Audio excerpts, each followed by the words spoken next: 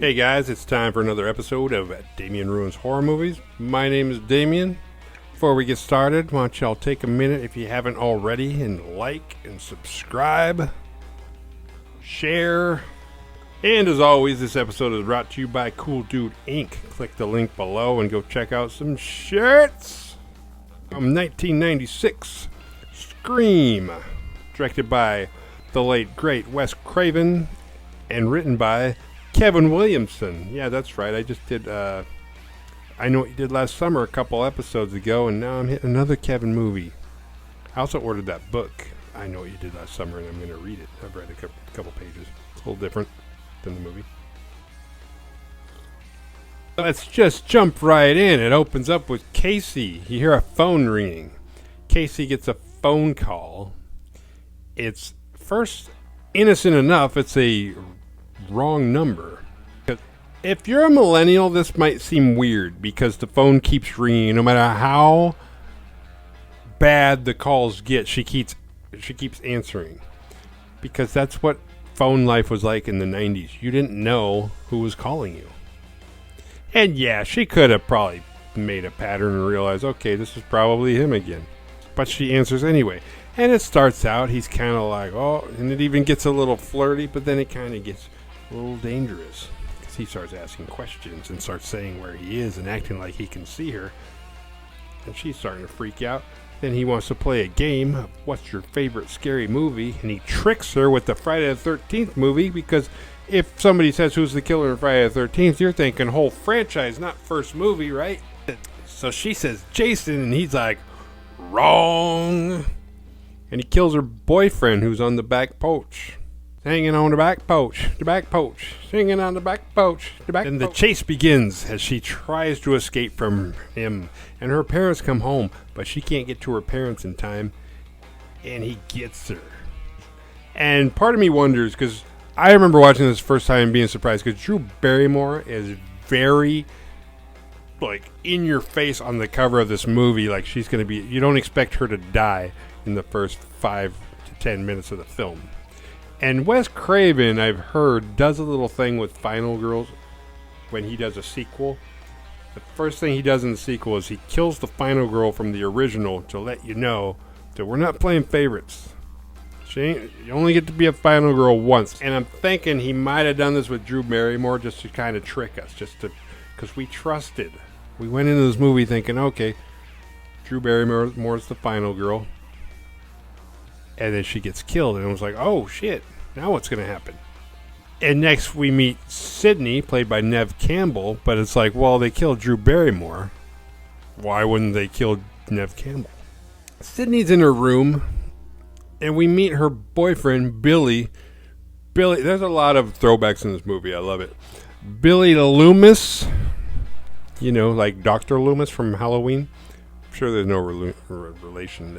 Also Sam Loomis from Psycho, the Psycho Theory.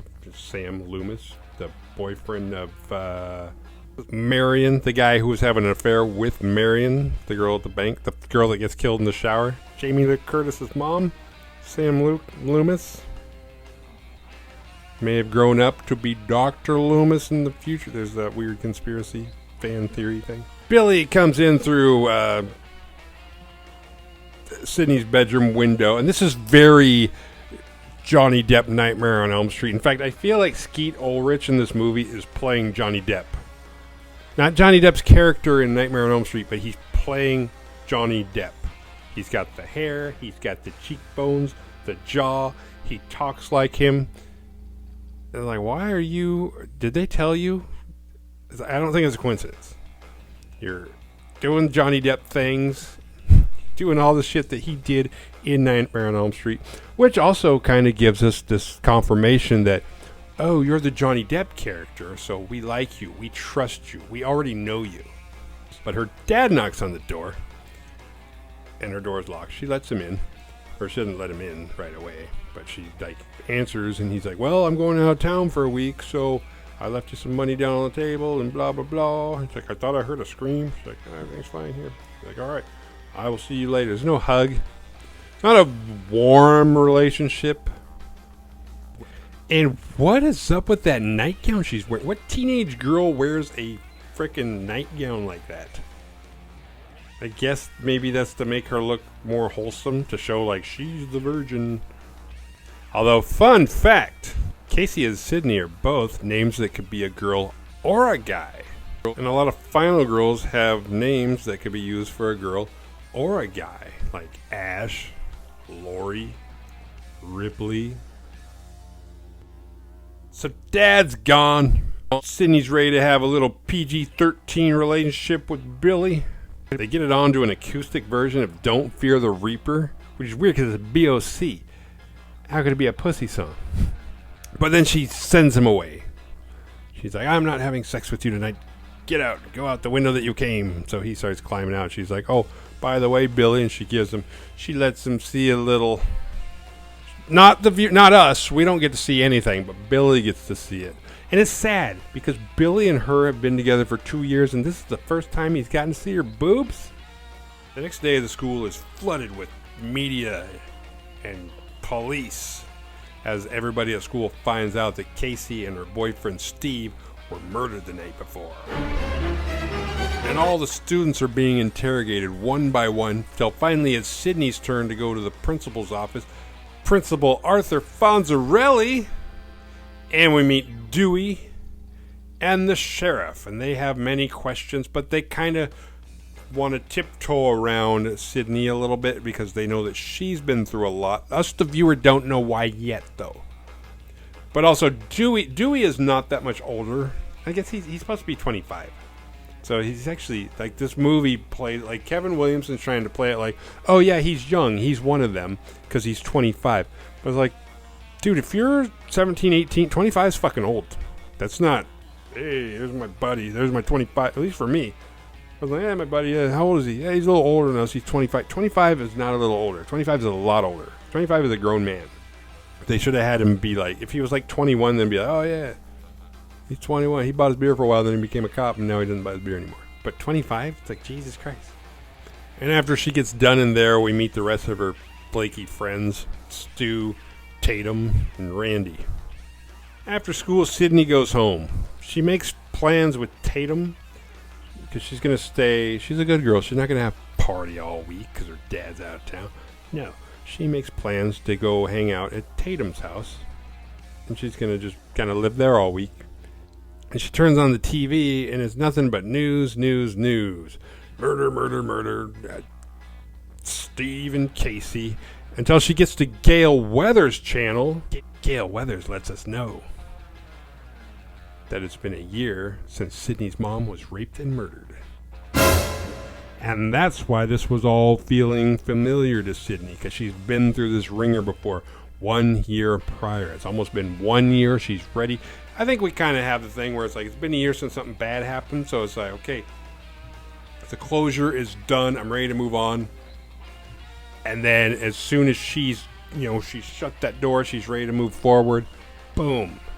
It starts all over again. She has to go through it all over again. Now she's got to wait a year for this to be over.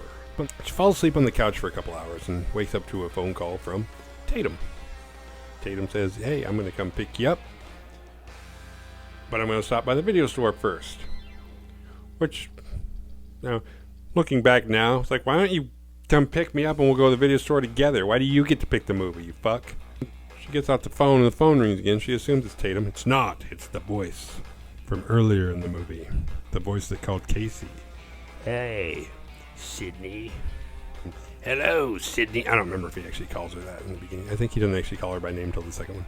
Spoiler alert. But as soon as he mentions horror movies, she's like, okay, nice try, Randy. I know it's you. Because Randy, the friend I mentioned earlier, is a big movie buff, especially horror movies. They make small talk. It escalates. Soon he's after her. And it's funny because this killer is so clumsy. Like, everything he does looks very clumsy, at least in this scene. Some of the stuff, like, the more I watch it, it's like, everything he does just looks weird. It's just kind of loopy, kind of little. It's goofy. The way he moves, it's almost slapstick looking. But he chases her around. She runs upstairs, which is very ironic, because in the beginning, not the beginning, but Because when he called her, he asked her about scary movies, and she's like, I don't like them. He's like, why not? He's like, well, because they're stupid. And the girl, the big boob dumb girl, always runs upstairs instead of running out the front door like she should. But now, put your money where your mouth is, she runs directly upstairs to her room. And she locks herself in her room and calls 911 on her computer. Which is weird because it's 96, you know, the internet is dial-up. Like, how are you calling anybody on your computer? But then old Billy Depp shows up at her window.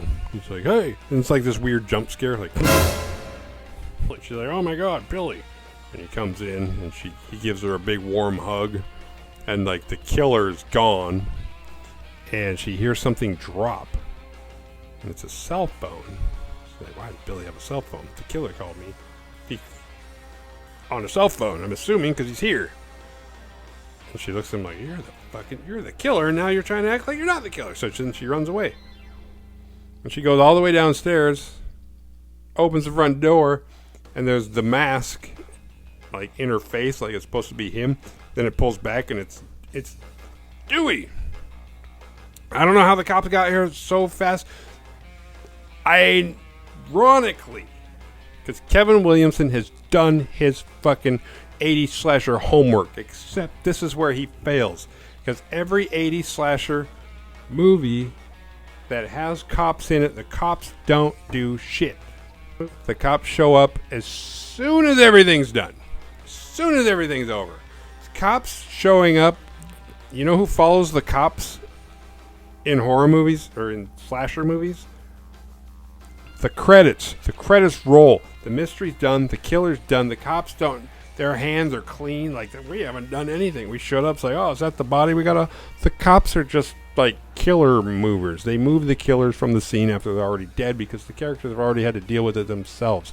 How dare this movie come so close to nailing slasher movies and then give us cops that show up from a fucking dial-up call on a computer within seconds they're there. And as far as like jump scares in this movie, they're the shittiest. Who knocks on a or who he didn't even knock on the door. Why was he just standing at the door like this?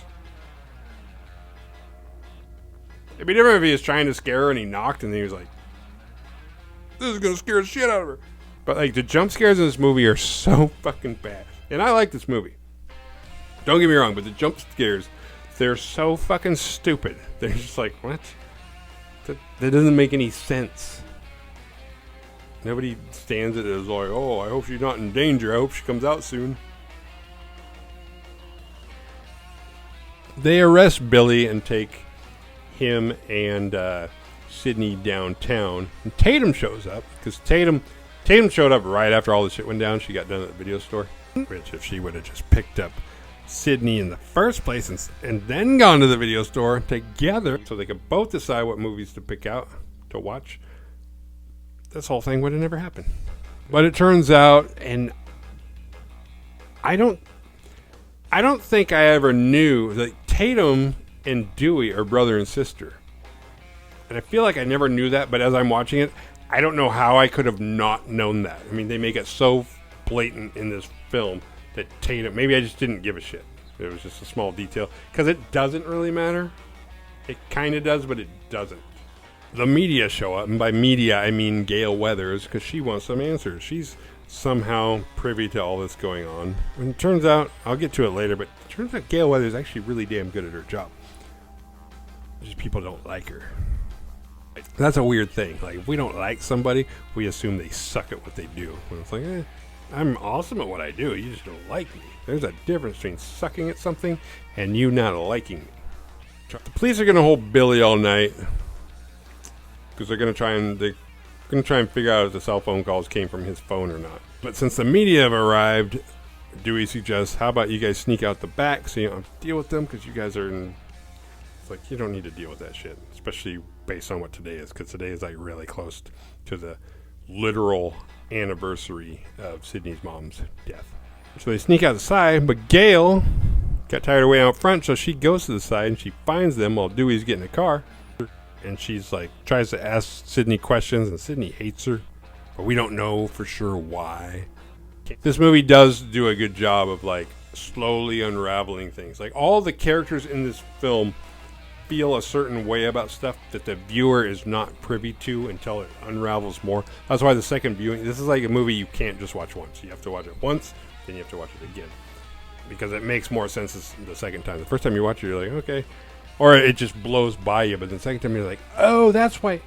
Oh, okay. It just like answers everything the second time you watch it. But Gail is currently writing a book about Sydney's mom.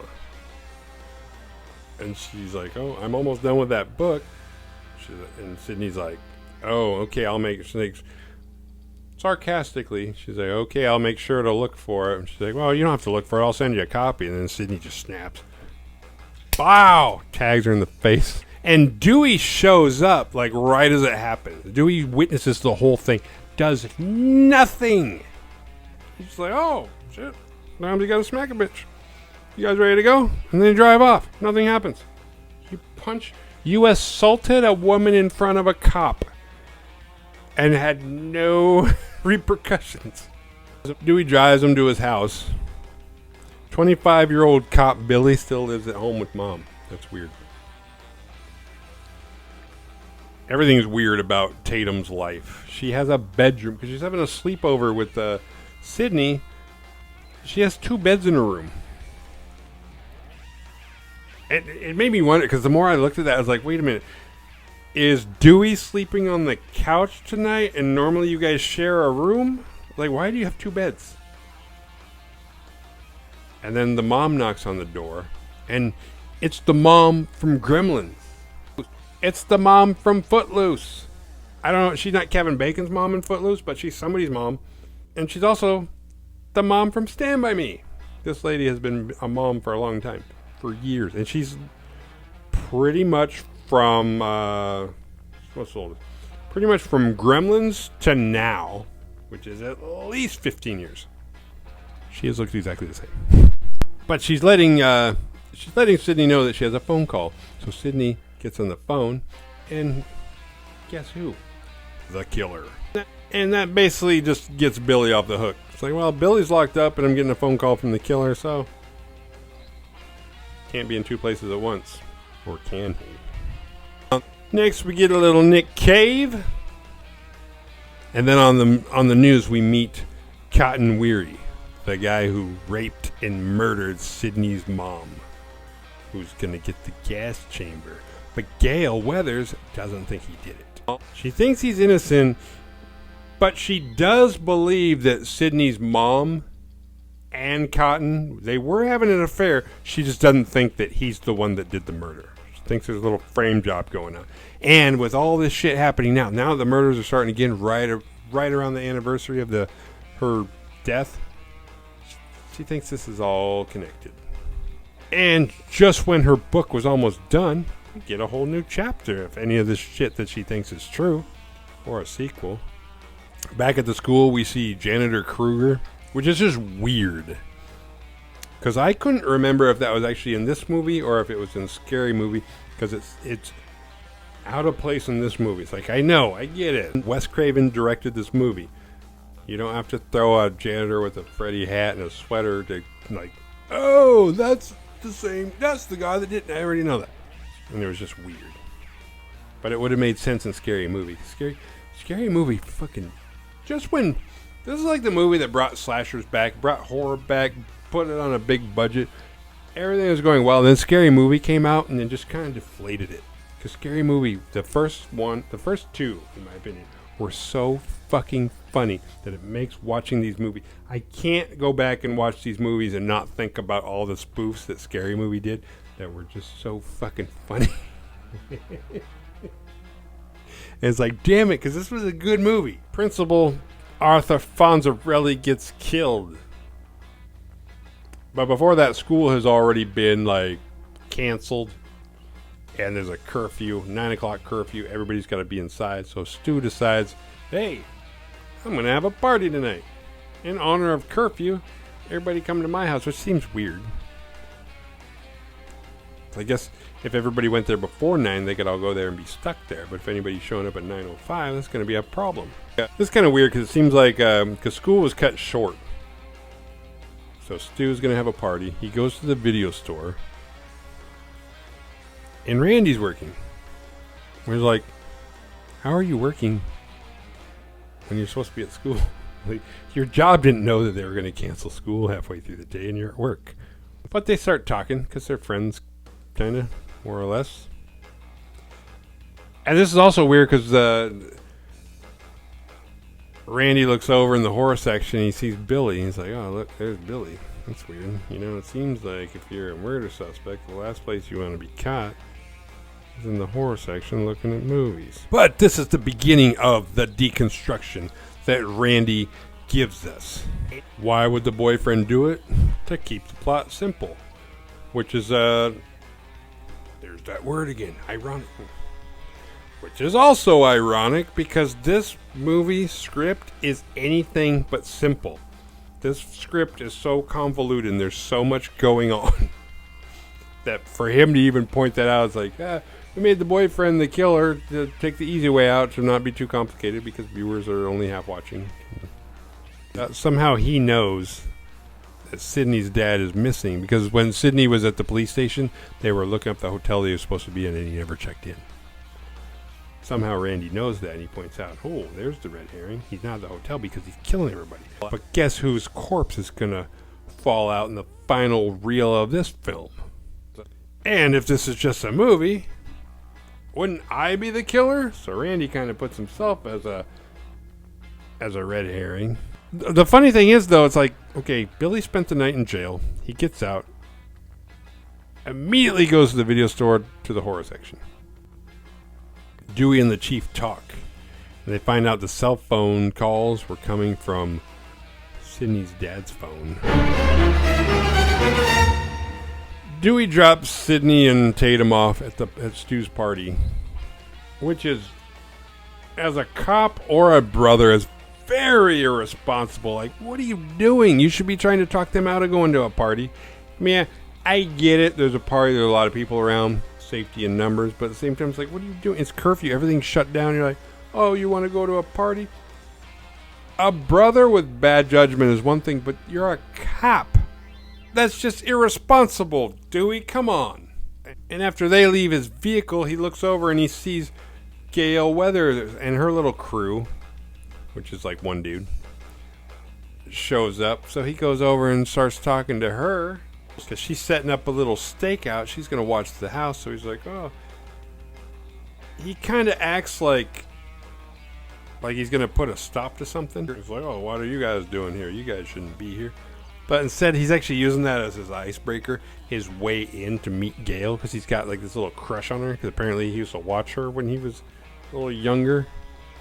And she knows what she's doing. She's like, oh, shit, I got this guy wrapped around my finger. I bet I can get into that house.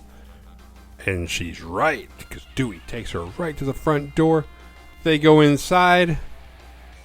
Nobody thinks anything's weird about Gail Weathers being there. Dewey's in there. There's a bunch of minors drinking. Does Dewey bust anybody? No. Somebody hands him a beer and he's like, all right, yes, Gail. Gail, have you met? And Dewey's just like, Dewey's the worst cop ever. I mean, he's had moments where earlier his sister's like, okay, Dewey, why didn't you blow? He's like, hey, Mom even said when I got the uniform on, you treat me with respect. But he puts the uniform on and he acts like a fucking douche. It's like, hey. It's like he's this nerd who's now cool because he has the power of being a cop. So he can show up and be like, hey, let me get a beer. When normally when he was in high school, he probably showed up at parties like, hey, hand me a beer. And they're like, fuck you. Get the fuck out of here. But Gail uses this opportunity to plant a camera in the living room that she can watch from the van. All the while, Tatum, Dewey's sister, is in the garage getting killed. And she gets killed by the garage door. And by the way, there's no way in hell a garage door is going to lift up the extra poundage of a human body. And even if it would stop, they're designed to not do that. And even if you had a weird old one, it would still, by the time you got to, it would squish you a little bit and get uncomfortable. It wouldn't kill you or break anything. You'd be fine.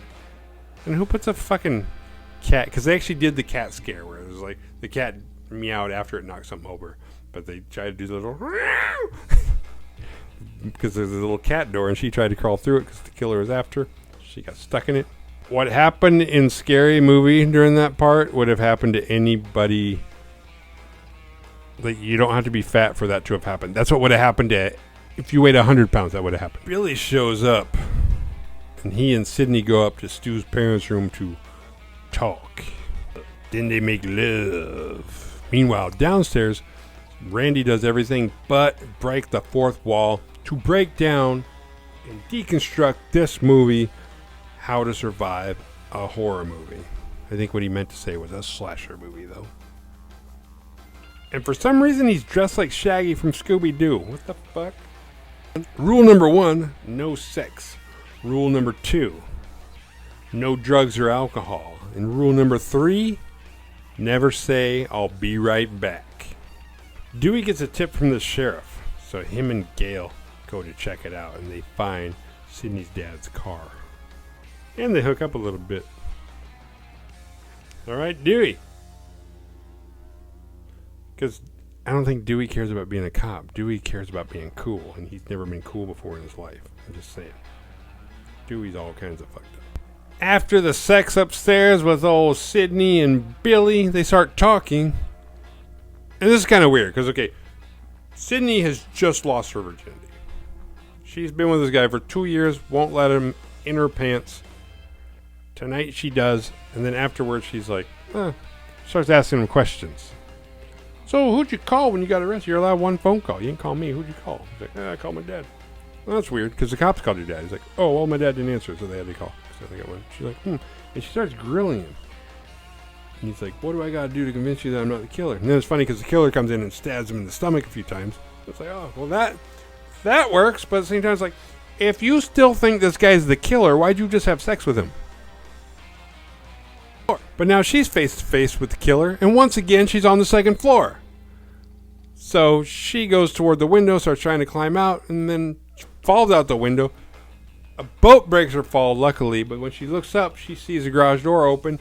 And Tatum is still wedged in there. She's like, oh my God, there's murders happening. And at this point, Randy is the only one still in the living room watching. Halloween is the movie they were watching. And he's watching it. And it's toward the end where Michael Myers is stalking Jamie Lee Curtis. So he's talking to the TV saying, oh, he's behind you. He's behind you. Get out of there. He's behind you. Meanwhile, and it's kind of clever how they did this, the killer is behind him. So he's giving her the same advice that he needs to be taking. He should be looking behind him because the killer's behind him and going to kill him. And he's like looking at her like, oh, you dumbass, this is why you dummies fucking die in these movies. Meanwhile, he's doing the exact same thing she's doing.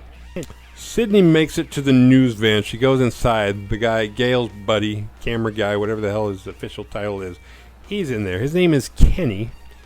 And she talks to him. She's like, we got to get out of here. And he's looking at the footage inside the house, but that footage, there's a lag. There's like a 30-second lag, so everything happening in the house happened like 30 seconds ago. I think the lag should have been more than that, because 30 seconds is not that long in terms of like, I just killed him, now I'm at your van. You can't do that in 30 seconds. I can't anyway. But it doesn't matter, because the killer comes out and kills him. So she makes another run for it. She's like, nah, I gotta run somewhere else. Then Gail shows up. She looks. She sees her murdered pal. And she's like, oh, my God, she killed Kenny. Sydney gets back to the house where Dewey is laying on the front porch because he's been stabbed in the back. So she grabs his gun and she goes in the house. Just then, Stu and Randy show up. And they're both like, Stu is accusing Randy of being the killer. Randy's accusing Stu of being the killer. And she's like, fuck all y'all. I'm going inside while you guys figure it out. And she locks him out. But then at the top of the stairs, Billy's still alive, and he falls down the stairs, all wounded and shit. And she's like, oh my God, you're still alive. Like, why didn't you check on him? Well, I guess she had a killer after him. She didn't really have time to figure out what was really going on. And she like gives him the gun. She's like, Stu and Randy outside. One of them's the killer. I don't know who. And now Randy's out on the porch alone, so they let him in. And Billy shoots him, I think in the shoulder. I think he shoots him. It's like, it looks like it kind of hurts, but then he goes like crashing through a table. And Jesus Christ. Is that Clint Eastwood's gun? But then Stu comes walking in from the back door because it's his house. Can't lock a guy out of his own house. He knows how to get into his own house. He comes walking in, and then we get the big reveal. Corn syrup. Just like they used in Carrie. Spoiler alert. Billy was never really stabbed. Billy and Stu are the killer. Motive? Sydney's mom was a whore, and she was fucking Billy's dad, and that caused a divorce and split up his parents. Stu and Billy, 1 year ago, killed Sydney's mom. And now that it's the 1 year anniversary to the day, they open a closet and out comes Sydney's dad. He's alive and they're getting ready to frame him just like they framed Cotton Weary.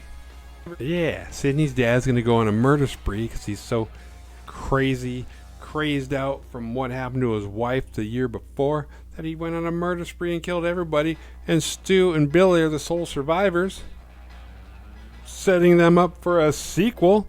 But there is no sequel because Gail comes in and distracts them. And Sydney escapes. But long story short, I'm sorry, some of my notes got deleted, so, and this is longer than I wanted it to be, so I don't know, I'll conclude it this way. Badass award goes to Sydney because she killed the killers. And I didn't do any survival tips because Randy kind of already spelt out the survival tips for us, so it wasn't really necessary. Actually, this movie is what inspired me doing survival tips in the first place, was to watch a movie and think about, it's like, what 3 things can we get from this movie? And that was a borrowed idea from the Scream movies. So I would though like to do another video for this same movie, only taking it from from the opening. It's like we know who the killers are, and we know this. So instead of like playing the mystery, because it's also, that was a slasher thing, an 80s slasher thing was to always be guessing who the killer was. This movie does a lot of things. This movie does so much right. I fucking love it. But it would be fun to also look at it, it's like, okay, we know who the killers are. We know it's Billy and Stu. And it's just funny to look at it from the perspective of like, Billy's kind of the red herring, but the cops actually, they had the right guy the whole time. They just couldn't prove anything because there were 2 killers. But the other thing is, like Gail, people hate her. They think she's a bitch. Gail's right the whole time. Everything she's doing, she's right. Anyway, that's it for tonight. I will see you guys next time.